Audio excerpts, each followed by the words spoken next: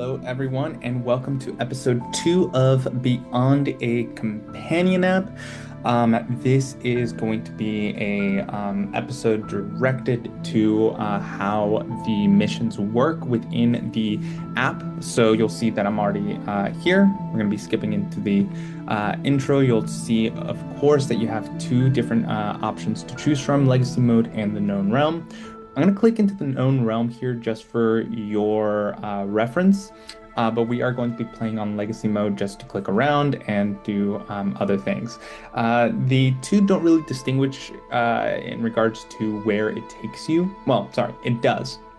For instance, the known realm, when you click on it, will take you directly into the known realm of Theos, where you'll see multiple different of these nodes for to take you to different areas in the world, which will create the different provinces. This is mostly for the use of GMs, or as it's called here, the Candlekeepers. It has a lot of information for you to kind of just play around with and read at your leisure to kind of just figure out how things work. So, for instance, I clicked on the Province Archive, which tells me that the Rose Grove is a splendor built on compromise and Dario's jeweled authority, marshy bay trade, and frontier roads. So it's just a lot of like information if you want to know how to run a story within here. It also has like a system codex here, which you can, when clicked, go directly into the codex for the province itself. So it'll take you to the known realm of Theos. You can read at your leisure again. It has different situations where when, let's just close all of these. It has a timeline here to kind of just tell you like what things, how things are happening. So the age of the maker, I pinned it here, or of course I can unpin it and kind of just hover over it to read what's going on. I can know a lot of the different rumors, hazards, or hooks that are going on. So if I go to the Rose Grove, I can roll for a rumor. The orchard nobles are breeding roses that bloom in ash. So if I'm the GM, I can just be reading this and talk to people about it. Um, yeah, there are different, things that are going on here. You can do an in-world document generator template, so like a chronicle, a decree, which will tell you different like things that are going on within the world. So, for instance, I can select a template in province and generate an in-world source document. So, I'm going to do a chronicle and we'll go into the Rose Grove and generate a document there. So excerpt from the Glass Tribunal abstract, copied in 151 AS. In Rose Grove, the ward bells ring before first meal and before dusk.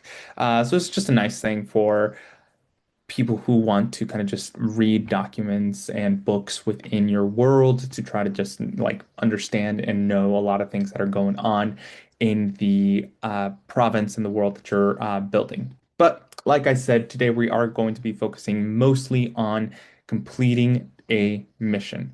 When you generate a Wayfarer, once again, we have all our different solar arrays. We have our name here, Mateo Smith. We can open perchance here and generate a image or upload it from our computer. My name is Mateo Smith. My career is as a thief. I can obviously work my job to earn 100 credits and advance the day. I can click it here, which will roll my body versus a dread d6. Um, I have a good amount of health, 12 health, and my defend is actually really good. I have a d6 with advantage d4 plus 3. That plus 3 seems to be coming from my right shield, which allows me plus 3 to my defend and strike. So that's pretty cool. It's like a very dangerous shield that I can be using. I have a scroll here, Sight Beyond. Your mind sharpens past the edge of thought. You gain the focus condition. So I can cast this scroll to grant myself the focus condition. So when I cast it, of course, it's going to give me the temporary circumstances or the different things that are happening around me that can either boost my ability to roll and use the spell. So, for instance, Is a major omen active, like an eclipse, blood moon, solstice, lay surge? I can use a quick panel here to kind of just answer those questions very quickly for the quick yes or you know. Um, I'm just going to do no all around, just show you how it works. Okay, it worked. With my mind versus my valor, cast of 1 to 1, a margin of 1, which is a success. Remember, when it comes to rolling within the match system, success is meeting or beating the dread die. So our dread die in this case was using our valor, which is used to cast a spell. So spell manifestation. Sight beyond works for a heartbeat and only when your focus is perfect. Cast look. A thin ring of hollow bells forms around your wrist, then snaps shut. And around the caster, the target shimmers once, like heat over stone. Circumstances answered. So it just shows you the different circumstances that are going around. Your mind sharpens past the edge of thought, you gain the focus, and my focus is applied. For those of you that don't know, it is a condition which ups my mind and control. So you'll see that my mind and control were up. If I use either one of these roles, it'll revert everything back to its original state. So let's say I use my mind, and once I click it, you'll see that it reverts everything back to its original state of a D6. With that little play around within the character, we have our course, our character backstory, which you can look around here. Grew up in a machine vault, border fort, labor crew, hometown in the old rail bastion. When it comes to your backstory, you're going to see that it anchors different icons either in the holding, at sea, or space. Basically, where did you grow up? You'll see that my hometown here is in a planet. Uh, my trusted contact is currently in a galaxy, in the galaxy, and the rival is in the galaxy. I have a whole list of lore for how all of these things kind of intermesh. If you're interested in how all of that works, of course, you can sign up for my. I run games using startplaying.games. You can always check it out, and I can run a game for you as low as $15 a month. Or, of course, if you want to talk to me about manipulating that as the games go on, then let me know. Without further ado, our mission. So the first mission that you're always going to see is related to why you're on the road. So the first, uh, it says, I found a clue to the secret of immortality. So the mission will always appear in different areas of the maps, either within the province, at sea, or space. We got lucky and it shows it on the province, which is amazing. I'm going to turn on the fog manual here just so I can be a little more lost within the game itself. If you're running a campaign, which will show here within the campaign rules, which I will eventually create a video to show you how that works. Uh, the GM will be able to see the whole entire map itself. So if I turn on the fog of war, the players don't see anything, whereas the GM does. That being said, let's continue on. So we always start at the seat of power. Currently, it is the morning. It's month 10, day 18, the year 405. We are in the Green Age. There are three different ages. The Green Age, the Golden Age, Gray Age, which different scenarios could pop up and be specific to those ages. Similarly, there is the spring, the harvest, and the winter. Those are unique to the different weather systems as well as random encounters that could possibly happen, winter being the most dangerous.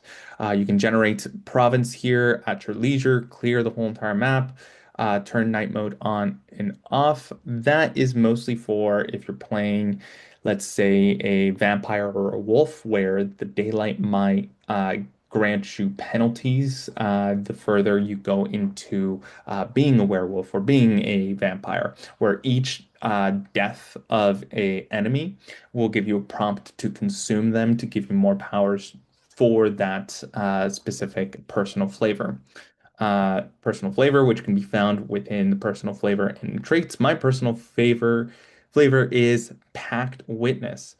So plus Valor die bonus to Spirit on Deity Pact outcomes. So regarding I guess playing with a GM, you could say like, hey, I want to play where I have a pact. Um, Whenever your GM creates like a command for you to do something, you get your Valor die as bonus to any spirit rolls to succeed on that. So my Valor die right now is a D6. My spirit is a D6. So I would add my Valor die to that spirit roll. For those of you that don't really know how that works in regards to bonuses or advantages, bonuses you add on to what you're rolling. So in regard to the personal flavor, say my pact asked me to steal a goat, and I'm rolling stealth. Uh, so let's say I rolled stealth versus a dread D4. Which I succeeded. So 5 versus 3, I would give myself a path token. Sorry, not a path token, it's a successful roll just to show that that I succeeded. Um, because this is my pact, let's say instead of using control, I would be rolling my spirit instead. So 4 versus 3, which still succeeds, but let's see what adding my valor would do. Adding my Valor would add 5 to my roll. So 5 plus 4, which is 9, versus the dread of a 3, which is still a success, which is amazing. So that's basically what the addition would be. I created this once again during COVID. I had a bunch of dice and wanted to basically use all of them in different scenarios, including kind of like the less used ones, which were Dread D12s. I wanted to find different ways to use all the dice that I got, and created that mostly for solo play. However, this game can be played with others as well. Now, when we go into the holding, you'll see that we always start at the seat of power. You can, of course, if you want, enter the seat of power here, which will kind of open up this page to just I guess play like you're inside of a city. There are different districts: the Lord's Hall, River Docks, Market Square, Quarry Road, Old Shrine Barracks. There are some metadata for those distinct districts. Escalating storylets, mostly for the GM, or if you're playing solo, to kind of just create different scenarios for you to play into and roll at your leisure. We're not going to be doing that so much today, but we are going to be exploring the different missions. With regards to missions, there are going, oh, you'll see that I have a deity pack arc here. Um, with regards to missions, you can always find missions either here within the uh, missions page, or of course within the mission board of the Quake panel, which will always have the name of the mission, the difficulty tiers, Dread D4 being the easiest, all the way to Dread D20. Um, you have a deadline of 30 days to complete it. So as you're traveling, every 3 hexes equals 1 day. Um, oh, sorry, not 3 hexes, because there are 5 different, oh, sorry, 4 different phases of the day. There is morning, afternoon, evening, and then night. After the fourth one, it goes back into the morning, which then the day passes. So storyline +1. If you succeed, the storyline is over here within the traveling location. There is a quick access here, so you can quickly kind of maneuver your way back and forth between the pages. So I've made it a little easier rather than consistently like clicking back and forth between pages. So with the missions, you always have three different steps. One is following a whisper. Following a whisper will get you different advantages to when you reach the site of the mission, which will be part two, and then finally the confrontation, which will be the kind of just the battle of the mission itself.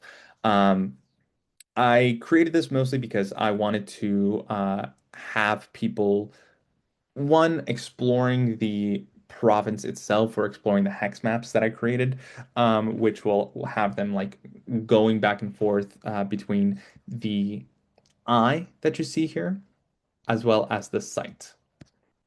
So you'll see these images for the informer and then the site. In the site, you're always going to encounter the confrontation as well. So we're traveling around. We go into the trade route. Trade route have their own distinct um, rolling buttons. The trade route encounters. You can always purchase trade goods here. You can always buy them, or you can buy a caravan to take you to the nearest holding, which is 100 credits. Nearest holding right now is the seat of power, so it's kind of useless to click on that, but it might be interesting at least to get that whenever you're kind of running away from somebody or something.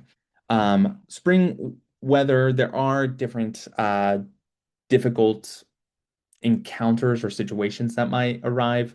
Rainstorms being one, where if you fail, you might get some mental stress. So we'll do a lead versus dread D8 here to try to see it. It seems like we failed our roll, which is a-okay. You'll always see, at least for the first failed roll, it kind of freezes the website for a second. Um, it is what it is, but it's a good thing that we failed at least because I can then show you kind of like what is the failed roll option. So um, it always tells you how much you failed by and the amount of teamwork to spend in order to uh, close that gap and change it to a successful roll.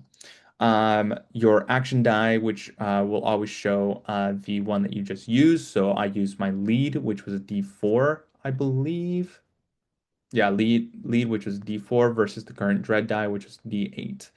You can always alter it here and change it depending on what happens. So you can push my luck. Sorry, I could push my luck right now, which I re-roll at a stepped up die. If I succeed that, I will get a positive condition based on the die that I rolled. So if I rolled a lead, I would get a condition of. I would get the bolstered condition. However, if I fail that pushed condition, sorry, that pushed roll, then I would get the opposite, which is shaken, which conditions last until that one dice pool is used. I'm just going to keep the failed roll. And we're going to continue. Right here, it looks like we have a backstory anchor and we cross paths with our rival. So let's look at some of the rival actions that we can do. Their network shifts constantly. Every sighting changes the next confrontation. So it's my first sighting with my rival. I can pressure them, which will be a control roll, parlay with them, which would be lead.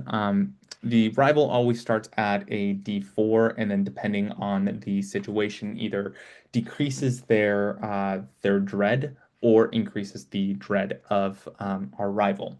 So if I were to fail here, it would be at a D6 all of the way up until D20, where you're forced into combat, or you can confront your rival right now into combat. We're just gonna leave it alone, just gonna pressure them.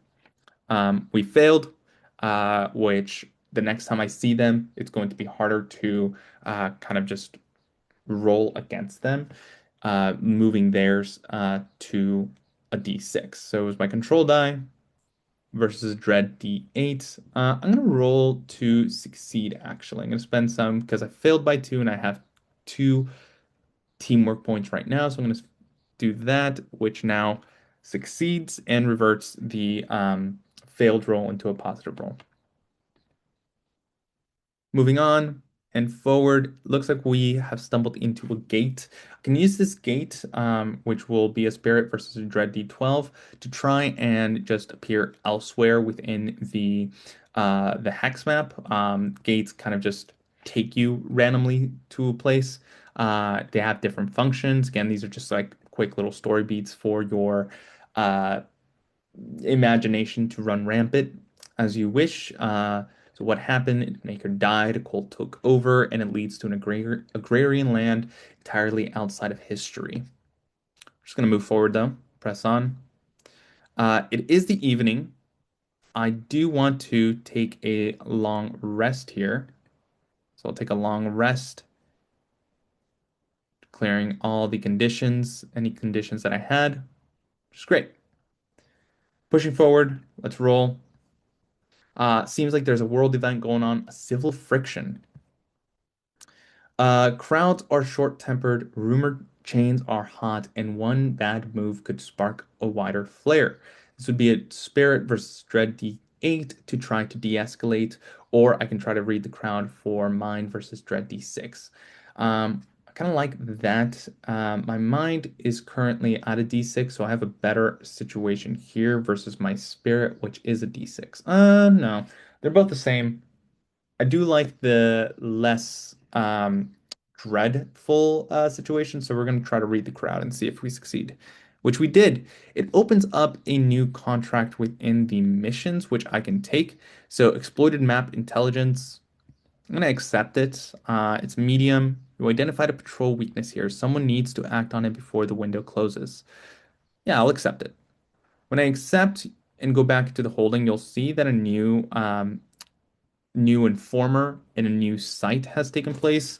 Uh, I know it can be a little difficult to kind of just guess where things are. So within the quick panel, I have placed the exact coordinates for where the informer and the site is. You can always skip the informer if you want to not get the bonuses and kind of just want to go straight into the combat of exploring the site and then facing off against um the or confronting against the big bad of that mission.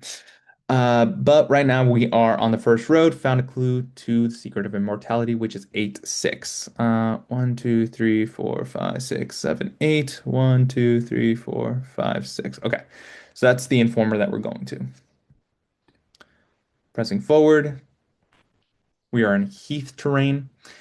Peat extractions have left a grade of long, dark trenches. They fill with water in the rain season. Flora and fauna here, peat-tolerant mutant species, their cell structure thickened against our acidic soil, spreading from the drainage channel, insects of unusual variety and some unusual size.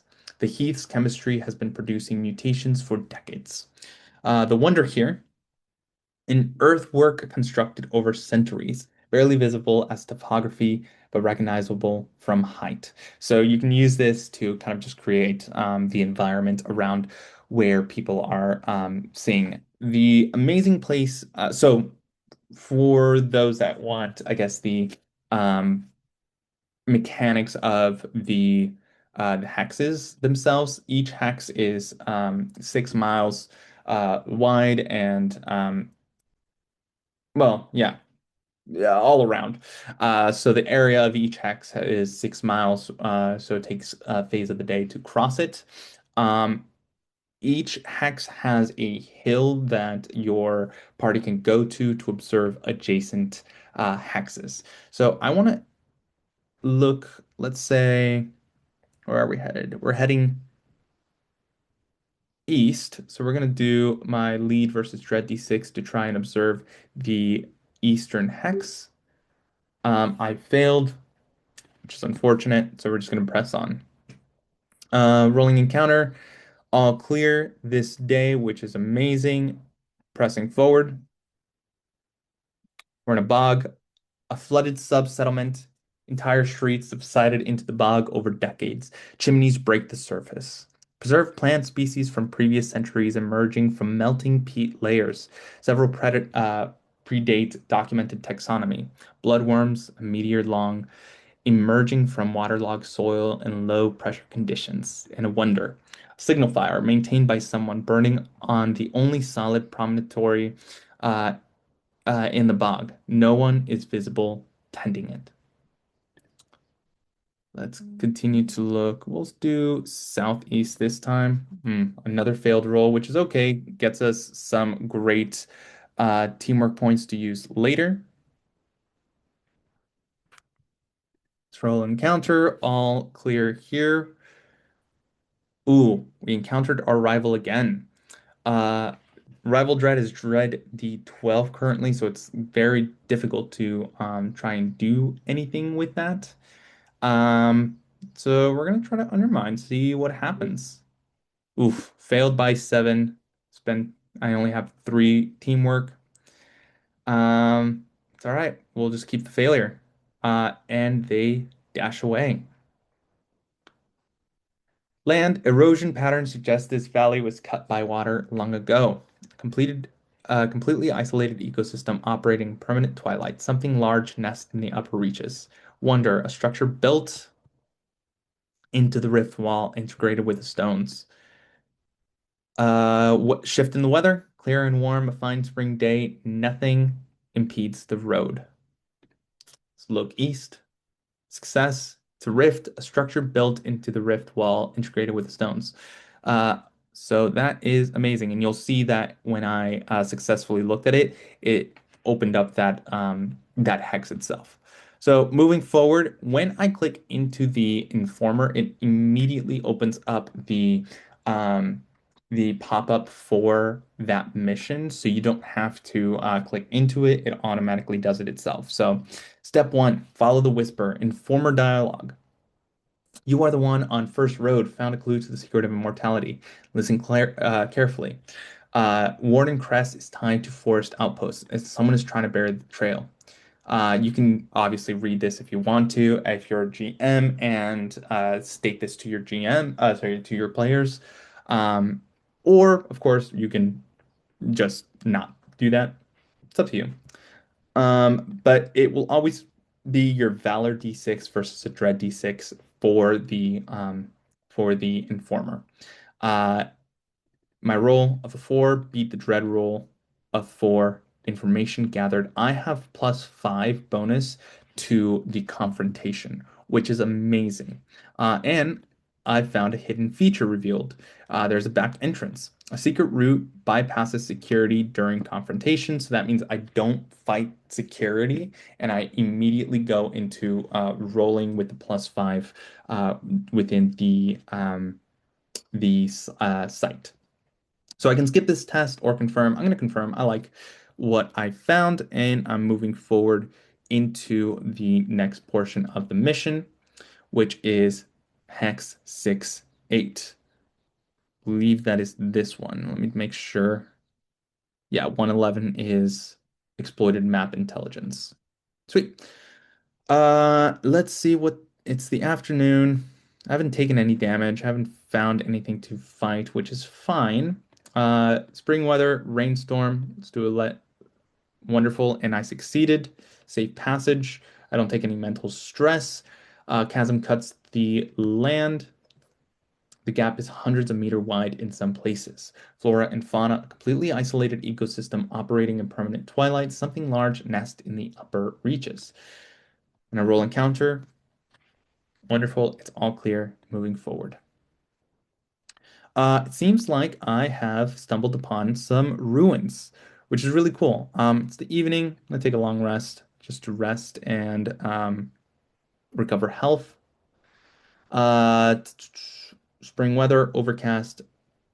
Whenever you're in a serious hex area, it will always give you the option to accept the boon that is there. Each different area has different boons for the different locales that you've found yourself in. So there's dwelling, there's a temple, there's the ruins, um, obviously gates, and then the settlements and holdings. So each one of them have different conditions that they grant you whenever you rest in that hex.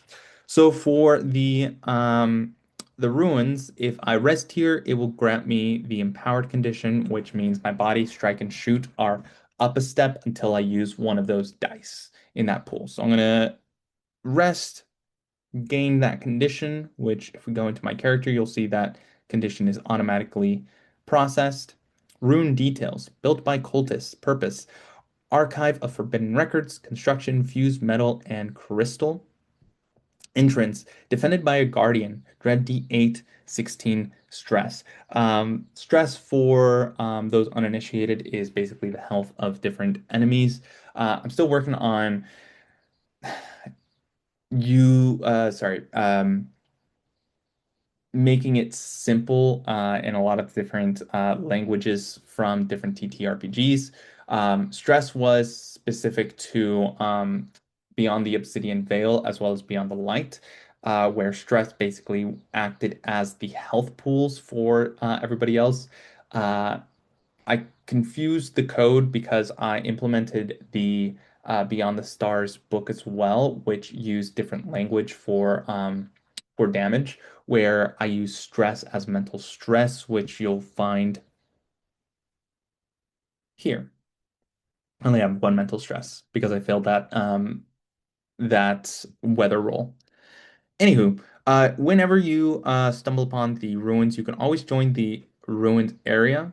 Go full screen for this, which will open up this Hex Crawl Ruins map. There are three rooms here unexplored. When you go into the ruins encampment, it will always take you to the nearest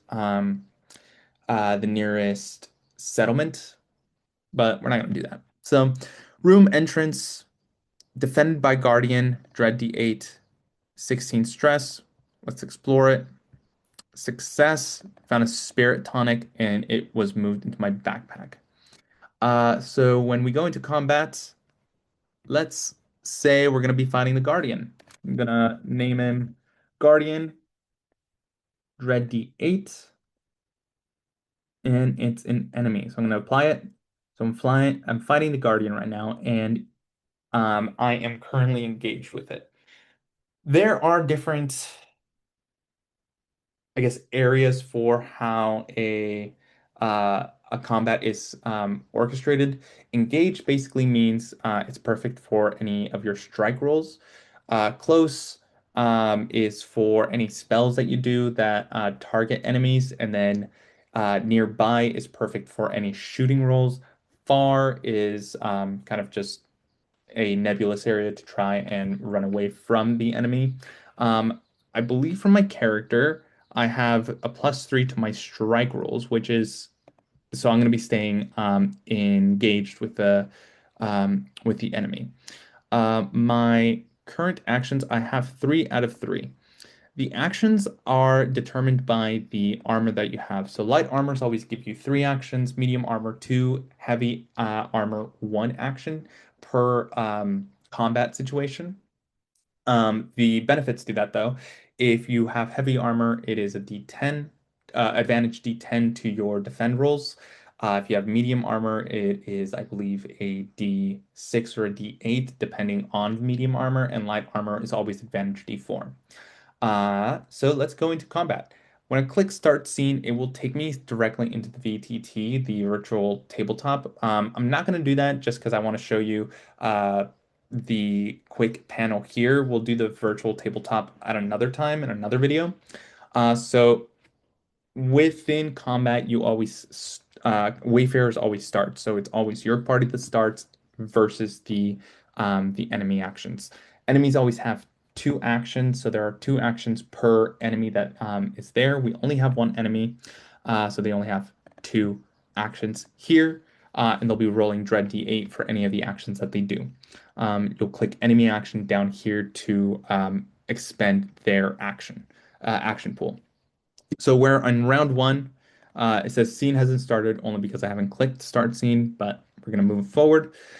You have a ton of options here. You can strike, you can do a heavy attack, which will is a it costs two actions and it adds your Valor die to your strike roll, which is pretty cool. It does take two actions away from you. Movement anywhere within the hexes always does cost one action. I can do a surprise roll, which will grant me +2 to the first round attacks. I'm gonna try to do that, execute, and it's a success. So my next roll has +2 to all attacks this round, which is amazing. I'm gonna try the heavy attack, so it'll be two actions. Yeah, against the guardian or closest hostile. Oh my gosh. 34 versus the Dread 15. I dealt 21 health damage with a +2 bonus, which was amazing. Um, wow, that was incredible. I killed it on the first go. So combat can be quite quick, depending on the situations that you find yourself in. Other times you might be, rolling really, really poorly and not defeat the enemy on the first go, like I did, which is awesome. So I killed the enemy, ended the scene, which is combat victory, and I get 40 credits, which is amazing. Um, oh, we're not done with the ruins here. Let's continue to explore. Dust, silence, and faint smell of something long dead. Take a breath. The room is clear. I'm going to explore it, and it seems like I have found myself a little something, uh, a premium basic, which was moved into my backpack. I'm going to try to reveal a secret location. Sweet. Success. Moving forward. Within any investigation of a hex, I have placed it for your Valor die. It used to be called Adventure Die. However, the system was a little convoluted and confusing for anybody that was playing, where when they read Adventure Die, or at least the abbreviated version, it always looked like Advantage instead of Adventure. So I changed it to Valor Die. Um, Sweet. I'm going to move on into the secret room. It's a false back to the wardrobe. Behind it, a staircase going down further than the ruin should allow. Let's explore it. It's a failure, and I take 5 damage, which is unfortunate. It's fine. I'm going to take a long rest and clear any of that. There's another hidden room right here. Sealed chamber behind fractured masonry. Dustless footprints curve towards a locked reliquary. Failure. I take 2 damage, which is fine. All right. So completed exploring this area. I'm just going to close it now and move forward to completing my mission. The horizon is indistinguishable from the sky. Flora and fauna, Arctic shrubs of extreme hardiness, small creatures beneath the snow in insulated burrows. Wonder, an oasis of unexpected warmth and life. Going to check out the west. It's a failed roll, which is fine. It's another teamwork point. Oh, when I rolled encounter, I rolled a royal caravan. Royal caravans will always have tasks for you to complete. So royal caravans are always like you have to either pay the 50 or you can accept the task from the royal. They want me to eliminate matters 4 hexes to the south. So when I accept it, I think it might be a little too far away from the hex. 1, 2, 3, 4. That's fine. Move on ahead. Southeast. Accept task. That's fine. All right. I'm gonna go into our mission once more. So you'll see that when, because I had the bag entrance as well as the +5 from the informer, uh, it automatically adds the +5 to your roll. It automatically does the roll for you. Again, you can switch it on to manual roll from the settings if you want to roll those and feel kind of just autonomous to that. But this is mostly for those that kind of want to do away from the math and just want to, play the story and play with your GM who is running the story. But it's up to you, however you want to play it. I've created this system for your convenience. If not, that is fine. So back to entrance, it's a secret round, bypass security during confrontation. I can skip the remaining rooms and go straight into the confrontation, or I can investigate the rooms.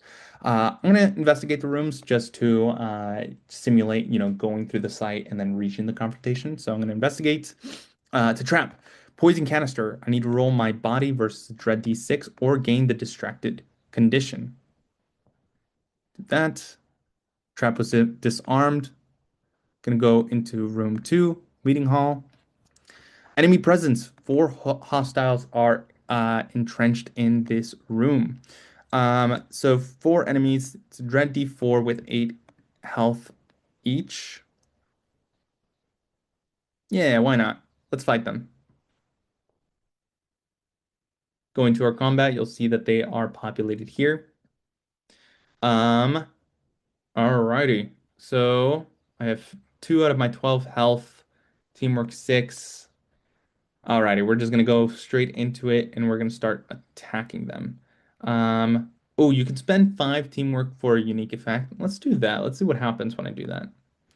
Uh, Teamwork event happened. It costs 1 of my actions. And oh, man, nothing really much happened. I'm gonna do a fast attack at the closest hostile, which was a free attack. You'll see that it was my strike. It was 11 minus 2. The minus 2 is coming from my Valor die. Fast attack, always you roll your Valor die as a penalty to your roll versus a Dread D7. So I hit with 2 damage to the hostile number 1. I know it's a new combat. Once again, I don't really want to start the scene just because it'll take us straight into the VTT. We're just gonna we'll play it. Let's see if we'll survive this encounter. Um, Alrighty. So it is their turn and they're going to attack me. First one is blocked. It is their dread die versus my defend. It does take the highest of your defends. So once again, with my defend, it is the +3 as well as advantage D4. It just takes the highest of your roll and just automatically adds it here. So from my defend, which was a D4, advantage D4 +3, got me 6, and it is blocked against their 6. You'll see that they have 8 actions, which is kind of troublesome, but let's see what ends up happening. Okay, another block. Another block. I'm getting lucky here. Oof. Okay. Another block. Another block. Another block. They dealt 3 stress right now. It's kind of unnerving, but we're just going to move forward, and their last action blocked. Amazing. All right. Moving forward, it is my turn. I'm going to do another heavy strike against this first hostile. Automatically kill them. I'm going to go into let's say I'm gonna do a defensive stance. So this is one action. It grants me +1 to my defend, but -1 to my strike and shoot or my attack rolls. Do that. All right. It is their turn. Oof. Let's see what happens. Blocked, blocked, blocked. 1 stress, blocked, and blocked. Amazing. We only have 2 damage left, only 3. I think I'm just going to hit with my standard attack, see where that takes me. Okay, amazing. Immediately killed that second hostile. Awesome. Killed that second one in the first go. Doing really well with that. Oh, and the third one eliminated with only 6 out of 8 health left. I'm gonna take a long rest here. Just move forward. So the success, enemy encounter 1, room is secured. We move on to room 3, which is sewage passage, the side door welded shut from the outside. Let's proceed to the confrontation. Okay, so typically what you're going to find here when it comes to the confrontation is you're going to see a lot of different security, and then that final roll to see if you succeeded with the confrontation. Uh, it is kind of difficult depending on the difficulty of the mission itself. And it can be anywhere from 2 to 4 different security. So having found that back entrance was actually very, very useful, which is why I kind of just encourage everyone to go and seek out these informers because of the different mechanics that are available. Uh, Back entrance is kind of one of my favorites just because I don't have to face a whole entire lot of enemies, which is, useful for those that are playing solo. The last roll that I have is a Valor D6 +5 because of my success with the Informer versus a Dread D6. Then click whether it's a failure or a success.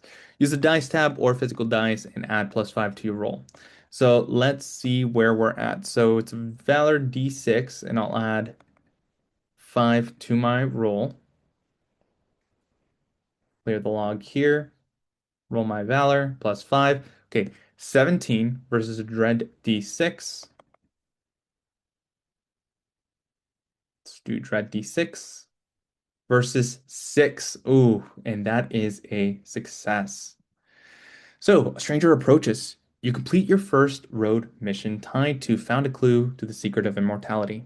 A stranger steps out of the crowd and presses a branded note into your hand. If you want the truth behind the roads, meet me at Gallows Orchard. And we begin the main storyline, which will take you straight into, we go into the traveling, it'll take you straight into the storyline section, which you can then obviously play and just confront all these different situations. The storyline gives you different options, which you can go into the dialogue wheel and complete the options here at your leisure. But of course, that is up to you, however you want to complete these different storylines. Storylines, of course, have different endings depending on your choices. Some options are closed off depending on your interactions with people and your relationships with them, all kind of shown here within the stat usage of your of the paths that you take. This storyline kind of takes you throughout all the different tabs and maps of the website, which is amazing. If you don't want to just click around and just kind of want to follow the storyline and then start over in order to see what other different situations might occur. The storyline does have specific story sections that allow for time travel, which will take you back to the first setting, but the options to get there are a little convoluted. You just have to obviously find your own way and click around and obviously find the storyline. That is up to you. But that is the conclusion of our episode today. Once again, for Beyond a Digital Companion, this is for all of the different books that I have available either on Drive-Thru RPG or what is most relevant for the itch.io.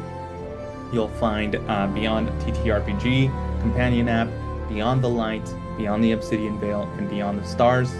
Buy it, check it out.